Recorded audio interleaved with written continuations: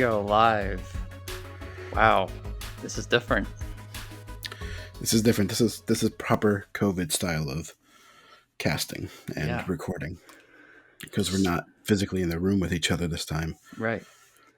Well, we'd like to officially welcome you to season 3. Well, technically by this time we would have recorded Jurassic Park live. But we're gonna do that live. So right. Yeah. I still think of this as like a kickoff to season 3 because This is our season first official. It's all about us like arguing with each other though too. Exactly. Yes. Whereas Jurassic Park, we're just going to sit there and agree and we're going to lavish over talk about how great Steven Spielberg is and fawn over it basically. Yeah. That's what we do. Yeah. Yep. Welcome to season 3 of Buddy Movies. This has been kind of a long time in the making. I know we said a couple months ago we were hoping to do it in January or February, I think, and just some things happened. I moved, and we just had a lot of things. We got busy with stuff, but we are officially underway with season 3, and it's a good feeling that we're finally there. We finally got here.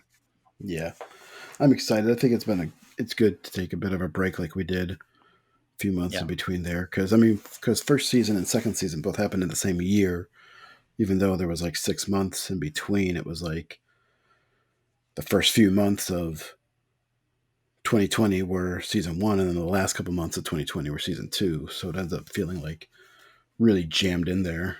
Whereas now we've had about 3-4 months where we've been able to relax, have our holidays, get ourselves situated with things, and now we're moving into hopefully bigger, better things. I mean, we're trying to do video here, so if you end up seeing us on YouTube, what's up? Right. Is your resolution set to max? Because you look kind of blurry right now. Does it look blurry to you or no? It doesn't look blurry to me, but yeah, it is set to max. Okay, so then, all right. Just wanted to make sure. And yours is set to max? Yes. Yes, it is. Always max. I'll check my settings real quick just to make sure. Yeah, just want to make sure we, put out the best we can. I don't know if I can check settings, actually. Well, you may not be able to during the actual recording, unfortunately. Should we stop recording and check or no? Can you pause the recording? I can, yes. Let me pause it here real quick. Yeah. Okay. Wow. Yeah, we're back. Season 3, Buddy Movies. We are doing... Well, any opening banter you want to talk? We want to start out with some... before we actually get into our movie. All the current events that are happening, minus the whole COVID word, which we don't like to talk about anymore.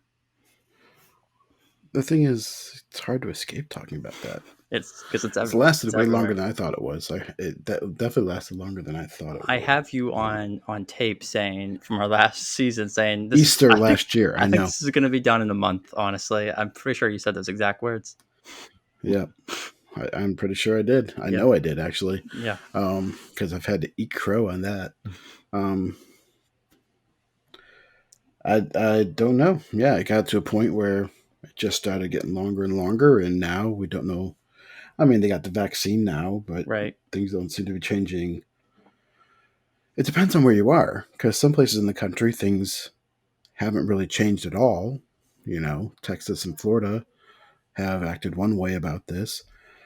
Pennsylvania, we're locked down a little bit more. New York was locked down even more than that. Yeah, it's interesting how... I know as far as sporting events go, things have opened up a little bit. I know, I'm a Cardinal fan, so baseball games, Major League Baseball, they actually have fans in the stands now, as opposed to last year they didn't have any whatsoever besides cardboard cutouts of faces of people. Yeah. So at least we have, they're at at 30% capacity. Again, it kind of varies per team wherever they are, but so it's nice. At least we're getting back to some sense of normalcy there. So I actually just booked, my siblings and I just booked a trip out to St. Louis in June. It's going to be June 3 through 11, seeing a couple of games. So I'm excited about that because, last year did not get a chance to do that. So it's going to be nice to be able to get back out there and see a couple of Cardinal games. Yeah, and my family's in the restaurant business, so they're up to 75% capacity Oh, now, rather nice. than just 50, 25%. And some of them, I mean, there was a long period of time where there was no one. It was curbside only. Yeah. Fortunately, like, business stayed good for them during that period, and they were able to adjust and do things. Yeah. But yeah, a lot of businesses didn't survive that, so it's been an interesting time on that. Hmm. We'll see. I had a bird in my room here this morning. What? How did a Yeah, bird get in like, your room? I mean, you have a window. well, Did it just I fly have a straight window. I in? have a screen on the window. My wife said, "Well, that screen has a hole in it," and I was like, "Okay, yeah, it has a hole in it." I thought the hole was like this little tiny Yeah. hole. Come to find out, like, half the bottom screen is coming off. We'd ordered stuff to repair it. It just got here today. Yeah. Um, but yeah, it ended up perching up here on my mic, Oh and it my was sitting gosh. in. And after I got it out of here, um, there was poop all over where my mouse Oh, was. Oh, it was so bad. my I had to clean out my goodness. mic and clean up the mouse and the desk and stuff like that. And I've been cautious walking around the room here, making sure I don't find any more. But yeah, it Yeah, must have I'll been in here for a say. while. I just came up here to That is start working on my crazy. computer, and it's fluttering around the room, and I'm just like, what? Oh, Yeah, jeez. I had Oh, a back in an older apartment. We had a bird fly in, and I had to get it out of there. I think about it. I think yeah. that was when my wife and I were first married, and it got trapped like in the kitchen area, and I ended up catching a flying bird is not easy. So Oh, yeah, I'm sure. I know. yeah, especially wild. I grew up Yeah. with birds though. We always had like parakeets. My grandmother always had cockatiels and things like that. So um, to not harm the bird, I wait for it to land, and then I take something like the Hmm. size of like a dish towel and just throw that over it. So then it's heavy Yeah. enough because it was a small bird that it can't fly really from it. And then I'm able to like Right. grab it from the sides and wrap it like it's in a bag, and then take it outside and just open the towel up and let it fly away. Yeah. Today though was much easier than that. I just opened the window even more, and it went and perched on the screen until it realized, hey, I can fly out here.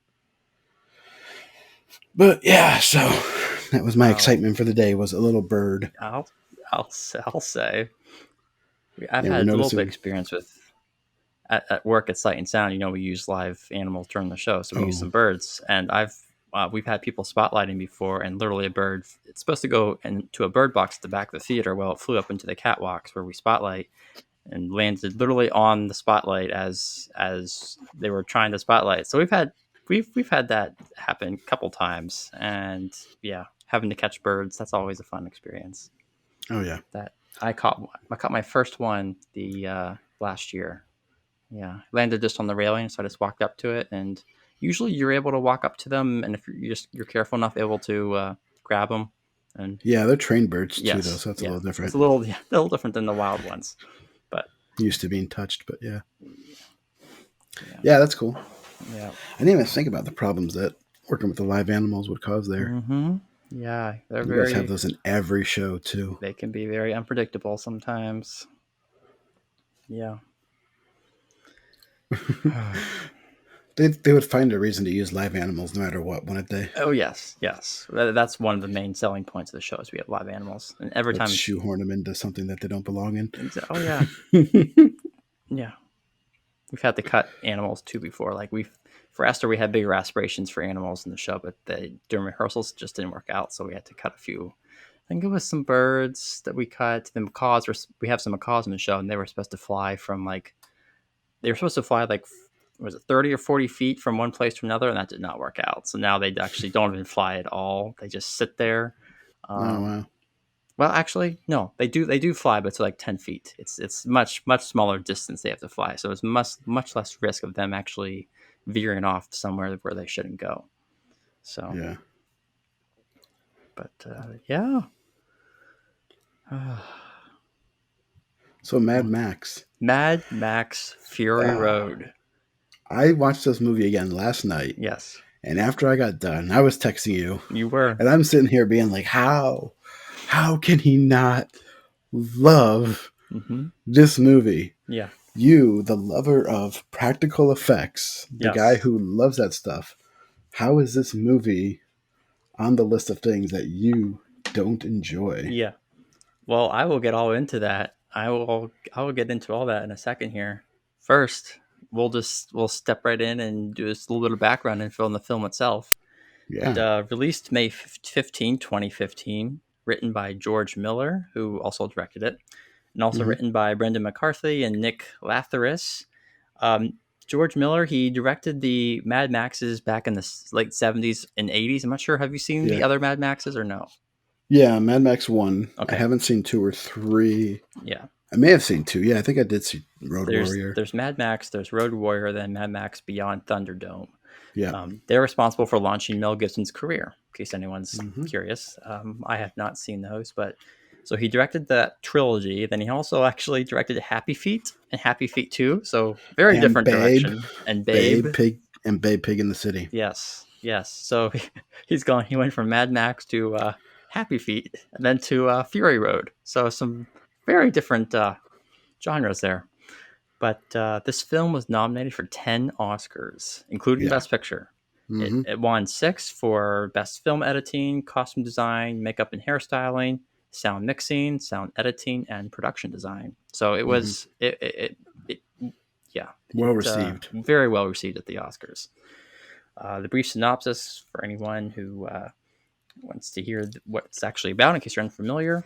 In a post apocalyptic wasteland, a woman rebels against a tyrannical ruler in search for her homeland with the aid of a group of female prisoners, a psychotic worshiper, and a drifter named Max, who's played Hmm. by the one and only Tom Hardy, who I love. Um, yeah, that's the setup for this movie. Anything else you want to I mean, add this to that? movie went through production hell. They Yes. announced that movie back in 2002 Right. with Mel Gibson reprising the role, Mm-hmm. and it was supposed to be out 2004, and 9/11, of course, had Yes, that set it happened, and back. a lot of things started sending it back because of where they could film and where they couldn't film, and um, just all that mess of stuff causing issues in the film industry. And then, yeah, it just got delayed for years because of that. Then they had moved on from Mel Gibson because he was getting older, Right. kind of aged out of the role, really. So yeah, so they were eventually it was going to pass on to Heath Ledger. He was going to do the role, but of course, obviously, he died young Mm-hmm. before they ever got production really going on.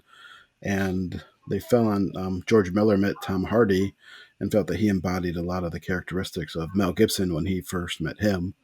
And Tom Hardy wasn't even a big name at this time. Like Inception, I think may have just come out, and he So, hadn't yeah. done Dark Knight yet, The Dark Knight Rises yet. So the things that really got his career off the ground hadn't really happened yet. Right.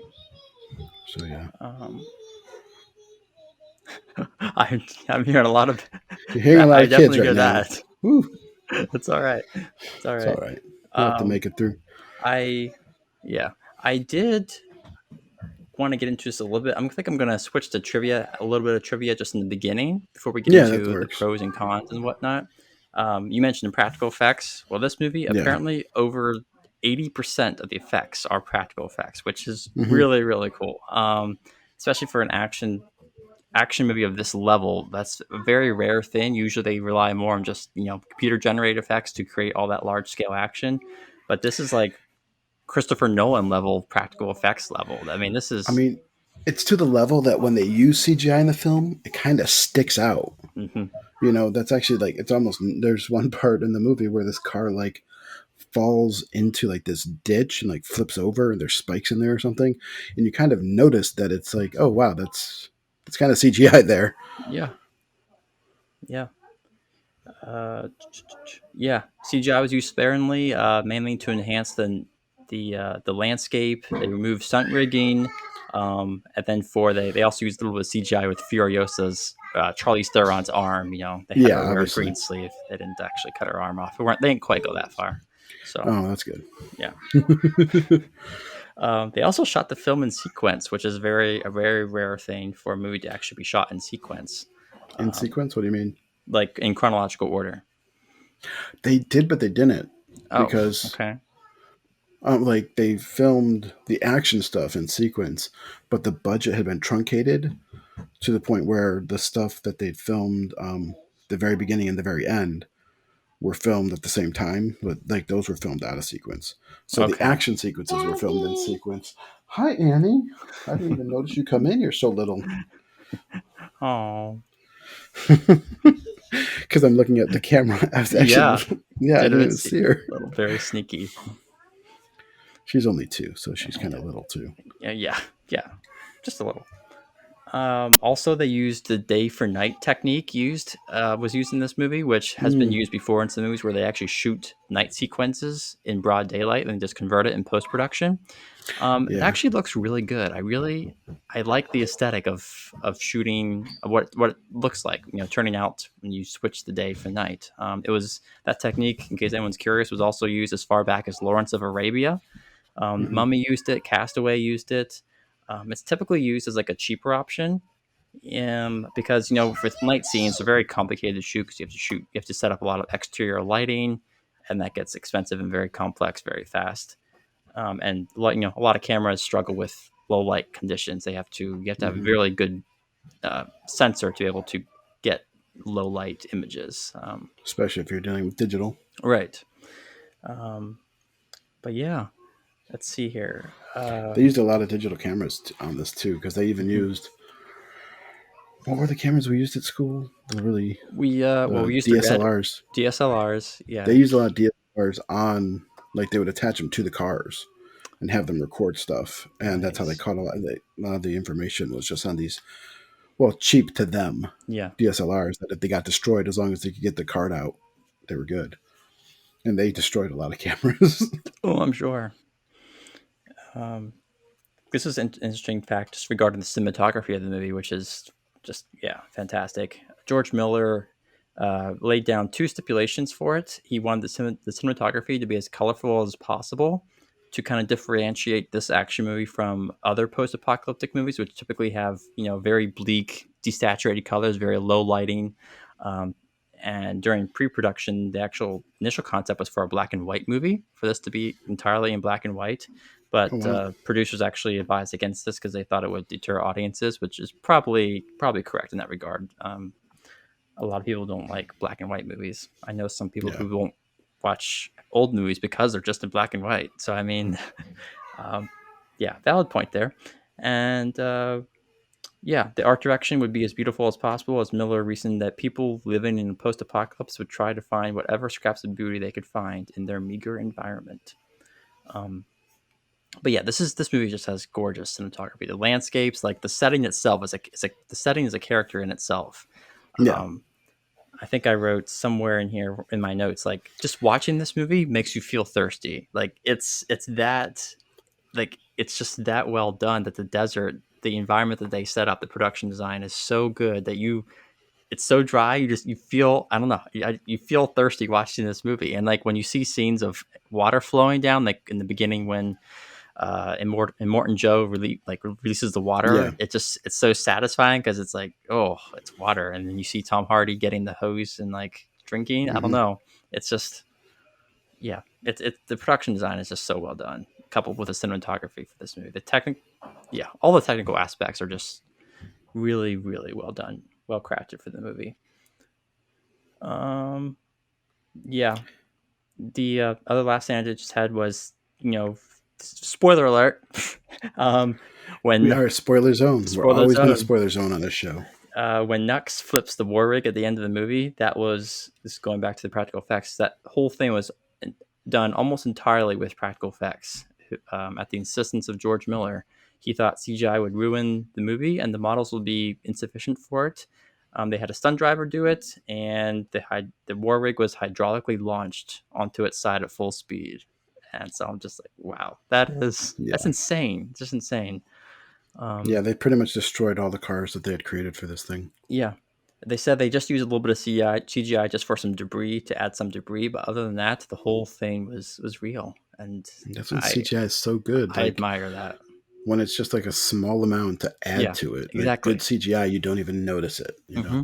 Yeah, that's when whenever we talk about Jurassic Park, at that live event, we'll certainly, we're going to mention that because that's exactly what Jurassic Park did. They used CGI, but they used it to amplify using practical effects. That's why it Yeah. succeeded so well. But alrighty, So you've just like spent this time praising this I movie. did, I did, and You I talk of actually the use of CGI, the yes, lack of it, actually, the practical effects. So I and don't understand well, what your complaint is. How could you be against such a beautiful movie? and I'll tell you this: I'm not quite done praising it yet. I haven't even actually got to my pro section for what I like about the movie. Oh, okay. I'll give you a little more here. Besides the practical effects and everything, I like the characters. I think this movie really doesn't forget about its characters. I missed all the action. This could have just very well turned into a generic action movie that you don't really care so much about the characters. They could have been very one dimensional, but this movie actually invests in its characters, which is refreshing to see.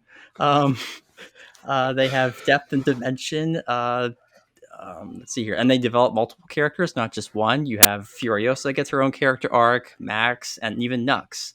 Um, Furiosa ends up getting home, uh, not the original home that she intends, but she ends up getting home. Max ends up no longer being a loner, lacking any purpose, and he eventually saves Furiosa when he has those visions where he's not able to save the children, so he's Yeah. able to actually save someone. And then Nux gets the honor and redemption he always wanted, although not from Immortan Joe like he was originally planning in the beginning. Hmm. Um, and I like the themes as well. The themes of freedom, breaking free from chains, finding home, and retaining your humanity in the midst of tyranny. Those are all Hmm. really well spelled out in this movie. Especially when it relates to Furiosa. She sees in this post-apocalyptic wasteland, she rescues the wives because she knows like this. She has moral decency and she sees that this is wrong, and she's in like a highly patriarchal society, slave-ridden society, and she frees them, but also it's freeing for herself as well because she is able to escape her past life. Uh, yeah, it's really about letting others into your life can be a freeing, cathartic experience, and it's very well it's very well written movie. It is. So did you actually watch it again I did. before this? You So let did. me say this is Okay. my I think third time watching the movie. And Okay. the movie has gotten better for me with each rewatch. A little bit better with Okay. each rewatch. This one more significantly so. Uh, so now I'll get to my cons. And the reason why, I would say the primary reason why I've never really liked this movie is because it always felt like just one lawn chase. And I was like, I thought it was just very dry, pun intended. Hmm. I thought it was rather dull because I looked at it, I was like, all of the movie is action. And I thought the actions, this is something I'll mention right here. I think the action sequences still go on about too long. I calculated this in the beginning. There are 10 full straight minutes of pure action. It does not let up for 10 straight minutes. That happens Hmm. twice in the movie, once in the beginning, and then once near the end. There's another 10-minute action sequence. And I think the action goes on for too long. At some point, especially with chase sequences, I do not like long chase sequences. That's something that I don't know. I've always been against because I see a chase sequence and I like 3 minutes in, I'm thinking, okay, how is this chase not over yet? How are they still, I think my range, I was trying to think, I think my range for chase sequences is more like 5 to 7 minutes. When it Hmm. goes beyond that, which this movie does, twice, Yeah, the whole many, movie many is a times, chase scene. I get very, even though like I said, even though the action is very well choreographed, it's we've got the practical effects in there, it's entertaining action sequences. Despite that, I still feel the action goes on too long, and I'm more interested in the times when there's actually not action. You have the relationships between the characters. That's what I'm more interested in. Hmm. I think the movie would have benefited from having a little less action, not saying no action, but a little less action and devoting more time to the characters and to the character relationships. Um, you know, Tom Hardy has, I think I saw 50 lines in the movie. He doesn't talk much at all. I think Okay. giving him more to This work this with. is this is Mad Max though. This Like that's the is, whole I know, point. yes. See, I say this as someone who has not seen the original trilogy, so I'm Yeah, coming from, if I had seen the original trilogy, I may have a different viewpoint on this. yeah. So perhaps I need to Because go in Fury Road, not Fury Road, sorry, in Road Mad Warrior. Max Road Warrior, Yeah, Mel Gibson has 16 lines. 16. Oh boy, what does he do the entire movie? Action. Just action. Okay, so I mean, okay, so I mean, that's how this apparently that's how this franchise is built. It's all built. It's built more around action than actual dialogue. George Miller said that basically the idea that he wants is for the movies to be um, like the idea would be if you were at a drive-in theater and you couldn't get the radio to work, you'd still understand what's going on with the movie. Yeah. Okay. So like the idea was that you can still understand the movie without the sound. And Gotcha. that's like his idea. So Yeah. yeah, they're very action heavy, very action oriented. Yeah. Yeah. I'm someone who likes action, but when it comes to action, I always go with the less is more. So I Hmm. appreciate, how, like I said, how well choreographed, how well shot the action was, but I could have done with less and still have been very, very satisfied. I think the sequences just go on too long sometimes, and Hmm. even though they're entertaining, like I'm just ready for the action to end, and it goes on for 4 or 5 more minutes, and I'm just sitting there, and I kind of get bored, honestly. Yeah, it's like a 90-minute chase scene Yeah, punctuated by the endings where you're taking off from the Citadel and then coming back to the Citadel. right, right. You basically, yeah, you start out, you end where you start out at. Um, I mean, yeah, physically, they end where they start out at, but right. it's completely different Oh yes, circumstances. yes. But I mean, I know that's exactly what George Miller was going for. He's going for a nonstop pedal to the metal thrill ride for the entire movie. Yeah. So I mean, it's not like this was by accident. They was intentional to really put you on the edge of your seat from start to finish. So I can appreciate that, but it comes more from a personal preference that I just don't. So you wouldn't say it's a bad film. You just don't like it. Yeah, I and not liking it. That's still a bit strong because I think I've almost come across to actually starting to like it. It's just uh, You need to go watch it I again. need to go. Yeah, if I keep watching it enough repetitions, I'll probably start. Actually get to the point of loving it. Right now, I am transitioning to actually liking it, but not loving it, as some people say. I Hmm. know a lot of the consensus is this is one of the greatest action films of all time. I'm not ready to say that at this point. I I think wouldn't one of the place it. best descriptions I heard was so they had to have a child's film director come out of retirement to teach us how to make action films in the modern day. Hmm, That was like the best comment I that's heard. good. Yeah, yeah. Um, Yeah. but uh, but You might yeah, need to go it's back and actually watch either Mad Max or Mad Max Fury Road to kind of get like the idea of the character. mhm, Because each movie, just like, okay, so each movie kind of descends more into how crazy the world's gotten. Whereas yeah, in the first movie, Mad Max, it's kind of like, okay, the world's kind of in a weird place and he's a police officer. He is a police officer in that film. But it's like this weird version of police where they're, trying to hold things together even though they're falling apart. Whereas in the second film, it's like a little more crazy. And then the third film just goes psycho, where they end up in a society that's completely decided like, okay, the way you decide your justice is by having people battle it out in the Thunderdome, and whoever comes out on top is mhm, right. So might makes right in that film. And then Road Warrior just takes the psycho and goes to the extreme. It just takes, or Fury Road just takes the psychoness and goes to the extreme. Like, okay, no, the world is just nuts. Everybody's crazy. We don't even know if our main yeah, characters are sane. mhm, Yeah. So you're just yeah. sitting there questioning What do they? everything. Yeah. What do they call like Nux's that group of The people? War The Boys. War Boys? Is that? Yeah, the War Yes. Okay. Boys. Yeah. Yeah, I Yeah. mean, I because found basically in out this, like the go ahead.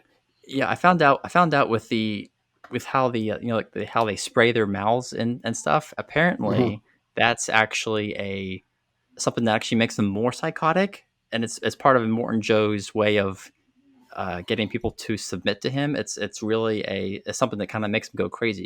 It creates a high for them basically. Yeah, they're huffing paint. Yeah, yeah. Yeah. I I didn't really pick up on that for a while, and I was like, okay, so that makes sense. How he's able to get all these people to kind of follow him is that he's yeah that this and they have this like you said, they're basically psychotic where they think, especially Nux, he says this multiple times towards the beginning of the movie where he wants to get to the gates, and I think they call it Valhalla is what they Valhalla. Yeah, yeah that's the where they Norse believe they're going to Norse go. afterlife. Yeah, It's where based they off believe Norse they're going to mythology. go. That's like where you go and you see Thor and Odin, I guess. Like you die and you go to Valhalla. You know. Hmm. Yeah, so they believe by serving Joe, they're gonna get there. Yeah, it's got a lot of religious imagery in this movie. Like Immortan Joe is their god. He's like the Hmm. person who they all worship. He gives them water, which, but he tells them not to get addicted to it, Yeah. like not get addicted to something that gives you life, literally that you need to survive, which is Hmm.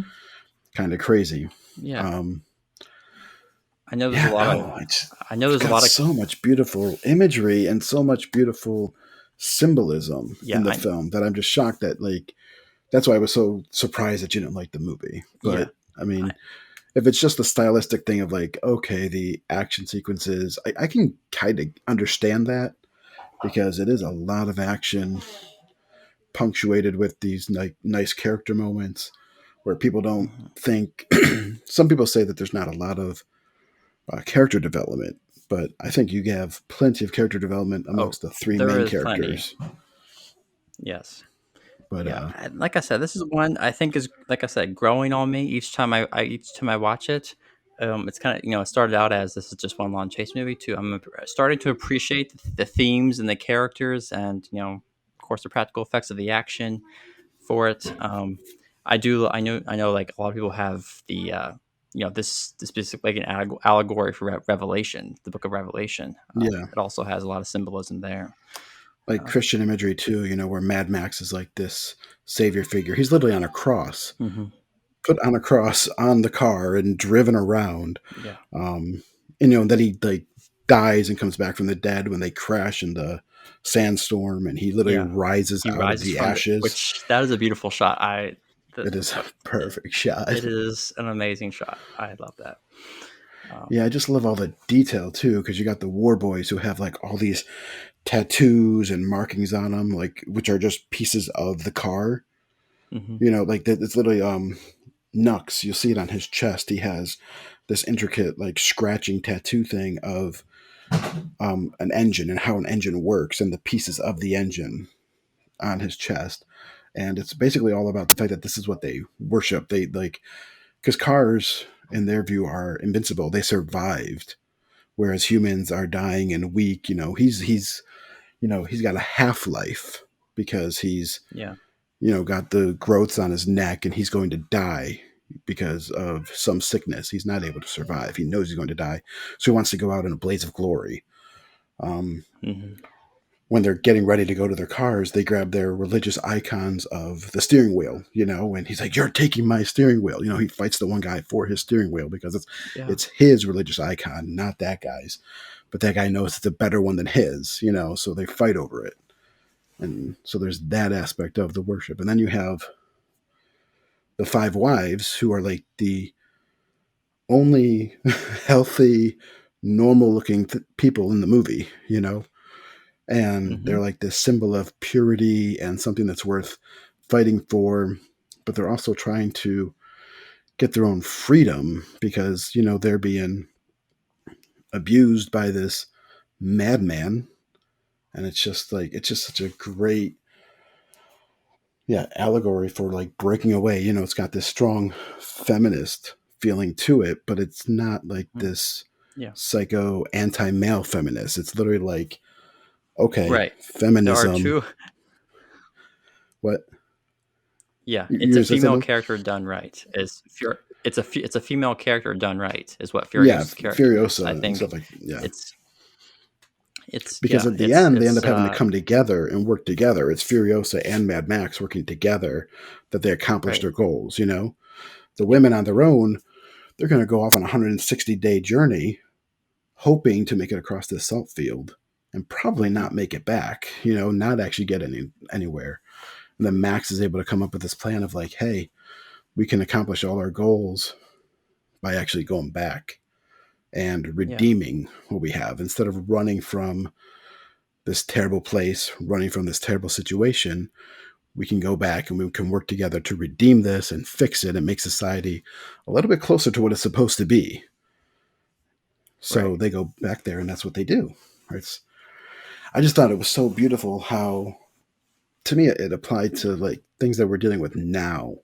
Because I'm looking at a lot of like political and societal things, and I just feel like, you know, groups have been fighting with each other so much, you know, where what I'm actually seeing is a lot of these groups have very similar goals, but since they're all hyping on one little aspect of their view, they're just talking past each other rather than being like, oh, wow, we have these things that all match together and these ones that don't. So why don't we work together on this stuff and then figure out how to make this work together, you know? And I just feel like Mm. that's kind of what this Yeah. movie represents, and the fact that, you know, Max, he wants to survive, and she wants to get the girls Right. free from Immortan Joe, Yeah. and they could both run They both away, want the same thing. and they think running away is going to fix their problem, but instead it's like, no, maybe if we go back and get a little bit deeper into this, we can we can bring our they're essentially they're more moral, more pure, not puritanical. Basically, they're more old style ways of doing things. You know, I mean, old style in the fact of not what that crazy world is. You know, I'm not saying like old style like 1500s. I'm talking like old style like now, where people don't just want to kill each other for no reason, Mhm. or like, and it's not a decayed society that's going through a nuclear holocaust and you know everything's just falling apart. Just bring it back to like when society was somewhat normal and people were able to live together and not rule over each other and starve each other of water, you know, aqua cola as Right. they call it in the film. So I just found just Yeah. the symbolism and all the little parts of the story were just so beautiful to me that I'm just like, wow, this is a such a deep film, like hidden underneath an action film. Right. Yeah. Yeah, That's and I do like how like you mentioned how this film is, has a lot of feminist material in it. And I think it's done really, really well in that Furiosa's character, yeah, she's a strong, physically strong, emotionally strong woman, but also like yeah, she has like a breakdown whenever she realizes that the green land, I think they call it, like she finds yeah. out it doesn't exist, and she The has this green moment, place. the green place, and she has this Yeah, moment where she's just broken emotionally by this. She's at a loss, and it's okay for women to be. They can be strong in movies, but that doesn't mean that they can't show emotion. yeah, And I think that's something that's kind of lost in the movies today that try to be have this strong. Strong female character, and she acts like a man, but she acts like a man because acting like a woman, there's something wrong with acting like a woman. She has to act like a man to be able to be exactly. Yeah, strong. that's And they're women who act like women, and they don't deny that part of them. They're holding on to basically the thing that makes women strong. They have the life giving things. They have the seeds. The one woman's been carrying around those seeds for all those years. Um, the one girl was pregnant until she was killed. You know, that type of thing. mhm, Um, yeah, they're strong, and I think that's another part where it's very important to recognize that the strengths of women and the strength of men working together is what's going to get move society forward. It's not, right. oh, I need to be strong like a man, because that's what you see a lot of times in Hmm. these films is I'm going to be strong, therefore I have to act like a man, and that's not No, interesting. You know, no. oh, if you're going to act like a man, just have a man do it. You know, I remember when Iron Man 2 came out and they had Black Widow fighting in the film, and people were like, oh, that's just so typical. She's using all these like jumps and kicks and leg things. And it's like, well, that's how she would have to fight if she wanted to fight the men. If she went in there and fought the way Happy fights in the film, you know, just fist to Hmm. fist, she's not going to be able to take him out, you know, but she wraps her legs around their necks and, you know, beats them that way. So that was very essentially feminine way of doing the action sequences for that film. And Hmm. I think we need more of that. Recognize that because a lot of people talk about diversity being the strength. Well, if diversity is a strength, then having the woman act like a man is not a strength because Yeah. it's not diverse. I, right. I think it's counterproductive, to be perfectly Yeah, honest. Yeah, that's yeah. one of the things, actually, problems I had with Captain Marvel is that, in addition to a number of other things, is that it just did not do that very well at all. It just felt like we're just going to create, have a strong female character and let it be that, and not actually let her have these moments where she's, you know, overcome with She didn't have emotion. enough And vulnerabilities. yeah, She didn't she was have. just, She wasn't like Captain America who went from being weak to being strong. It wasn't like she was a second tier fighter pilot. She was the best fighter pilot, and then she mhm. became the best cosmic fighter. It's like that. There was How no there's no growth. vulnerability.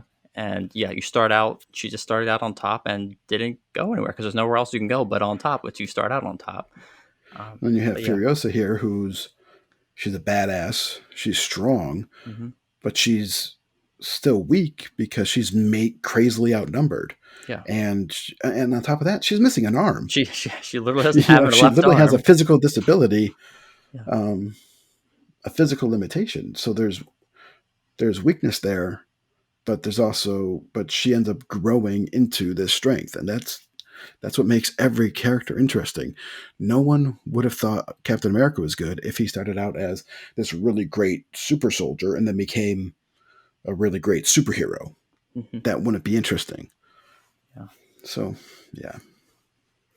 Um, I guess another little qualm that I just kind of, when I was rewatching it this time, that I realized with it regards Nux's character. I Hmm. think his character in the movie has a change of heart a bit too quickly. It happens kind of very suddenly. So once he jumps on the rig and he's trying to kill Furiosa, he has that little moment with Immortan Joe, Yeah. and he jumps on the rig. Then he gets a chain, gets stuck, and he ends up, not being able to kill her at all.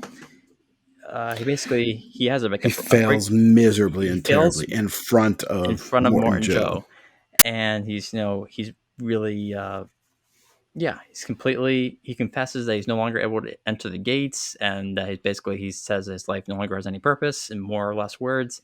I think I would have, unless there is like a rule where, like, because this is apparently the third time where he kind of failed in Morton Joe. He said he tried to enter the gates three times. I think I just think he would have, instead of automatically like not going back to Morton Joe, I think he would have still tried to prove himself and try to sabotage the rig or try to kill Furiosa and Max and able to restore his honor to Morton Joe in some way Hmm. or another. I think, um, it's because, like, suddenly, because sees him fail, he loses all favor forever with Joe. Like, I would have thought that he would have, even though losing this time, he would have still tried to prove himself to Joe again, unless he only gets three chances and that's it, type of deal. Mm. I don't know if that's Yeah, a that would have been interesting. Yeah, if they'd set up like, oh, you only have so many chances, that would have. yeah. Like, and to fix this, what I would have done is I would have had maybe Nux fall off the rig after getting his chain stuck, and then at some point he meets back up with Joe, and then Joe kind of tells him, like, completely lashes out at him and tells him how pathetic and useless he is, it's in some way, and basically where he gets completely broken down by Joe, where Joe is no longer his idol anymore, and he's in this hopeless situation. And then Nux kind of sets out on a journey, ends up somehow catching up with Furiosa and Max, and then ends up helping them. So his character still would have the arc in the end, but him Hmm. kind of realizing, having that moment with Joe where he realizes that Joe no longer has any faith in him whatsoever. That's kind of how I would go about fixing it if I would. But that's something I Yeah, thought about. I just thought that he kind of shifted, like, made a complete 180 very, very quickly there. yeah, he does shift really quickly. I don't know. Maybe it's because there was a girl suddenly interested in him. No, well, there's that. But yeah, that's, I Another mean, point of trivia, I think. I could be wrong, but I think that the girl, the redhead in Yeah. that movie, is actually married to the guitar player in that movie. Oh, that's funny. Did not know that. Yeah, that's pretty crazy. But I mean, yeah, those are my main qualms. Was the action sequences just going on too long? But like I said, I do appreciate the themes of the movie, the characters in the movie. Those are my favorite parts. I just wish the action sequences could be trimmed so that we would have more of the characters and little less action. Not cutting out the action because I do I still want it to be an action movie, but Hmm. and I think because the movie is still I think it's only 2 hours, so there's room. It's not like Yeah, you it's would like be exactly 2 hours. They yeah. wanted it under 100 minutes. Mm, The studio did, okay. but they that wasn't going to happen. Yeah. So you would have more room for that, but yeah, that's kind of where I'm at. I like I said, this movie has improved on me through each viewing that I've done. That this is my I think my third time watching it through. Like I said, So we need you to watch it like 3 more three times, more and then times, and then we'll be maybe like, "Oh, we'll it's a great movie." we'll readdress it. I also noticed how good the score is in this movie. Like for the first time, it's taken me 3 times. Like Junkie XL, I believe, did the musical score for it, and it Hmm. does have a beautiful score as well. On top of Yeah, the everything score is else. really well. Um, yeah, actually, about the what was it? The guitar player character didn't test well with audiences, Okay, and that's because the stand-in music guitar riff that they had him playing was just too jarring. So they changed that up, and I see. people were okay with it.